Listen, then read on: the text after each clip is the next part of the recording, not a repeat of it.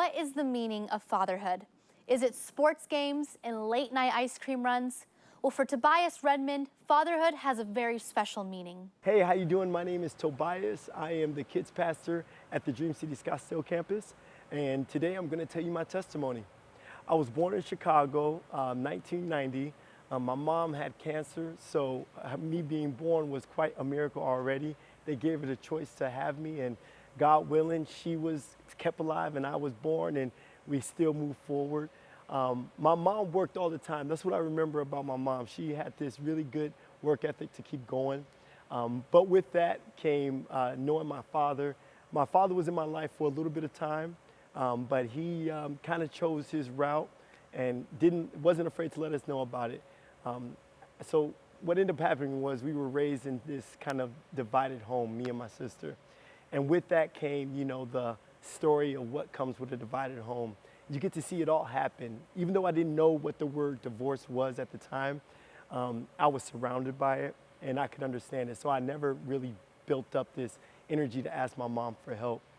While I was young and while I was, still growing up in Chicago and me and my sister was going back and forth with my dad, my sister decided to kind of molest me in a way and grew me in a way when I got older to where I kind of just figured everything was normal. But as I got older, it wasn't normal. My dad was really not really in the picture, but when he was, all he brought to the situation was emotions. So there was a lot of beatings and a lot of mind manipulation at a young age. My mom, kind of caught wind of the beatings and things of that nature, and she had this opportunity to go to Virginia. So we moved from Chicago to Virginia with my stepdad at the time. And I didn't want nothing to do with my stepdad, but he was a father figure in my life. So we went to Virginia, and I got the experience of living in this very well-off county of Loudoun County. It was a beautiful place, but you really got to see the effects of what money was.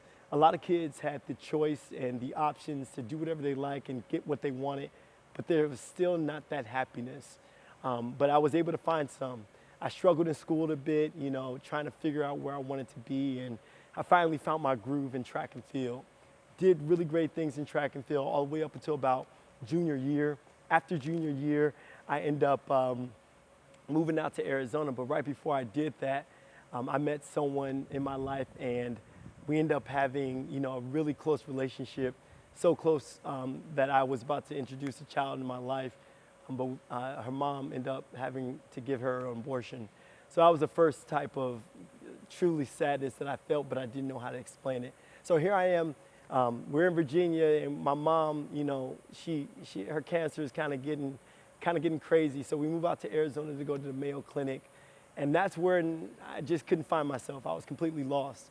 I was in senior year of high school, still doing track and field, still running to the music, and really couldn't find myself happy.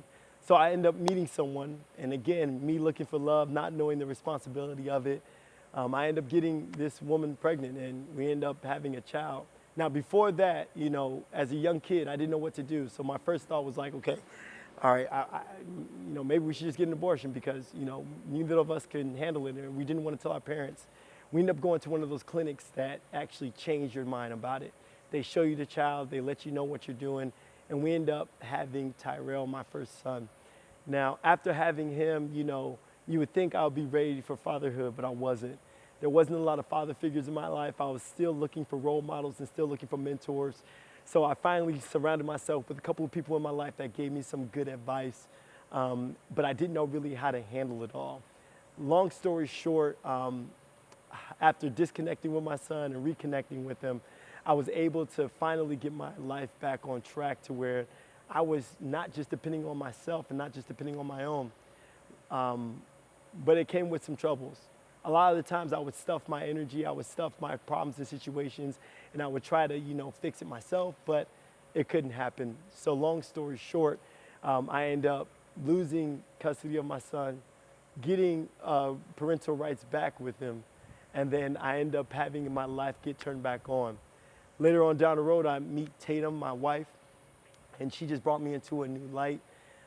And she was able to come alongside me like never before. I ended up going to Phoenix First at the time, now Dream City Church, and This church just completely changed my life. But I had some scars that were still healing. Little did I know I was bipolar and depressed for a very long time, and I couldn't really figure out the mechanics of it all. So I went and finally got help, ended up breaking down mid-2020. And then after that, I started to make a change in my life that really modified the way everything was going. If it had not been for that breakdown and God calling me into the ministry, I don't know where I would be.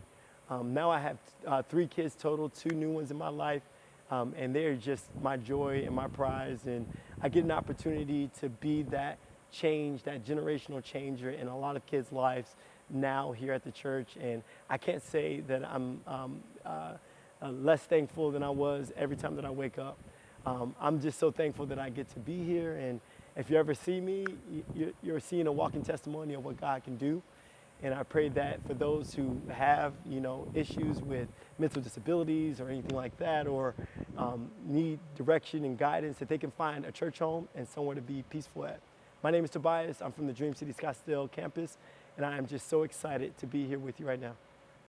Today I have with me 2 very special guests, Tobias Redmond, one of our Dream City Church kids pastors, and Tatum Redmond, our Dream City Christian School marketing coordinator. Thanks for being here, you guys. Thank you, it's a pleasure. It's awesome. Well, I loved hearing your story, Tobias, because I love hearing how people on our staff have taken their pasts, overcome it, and use it as a message to impact the next generation. And that's exactly what the both of you are doing.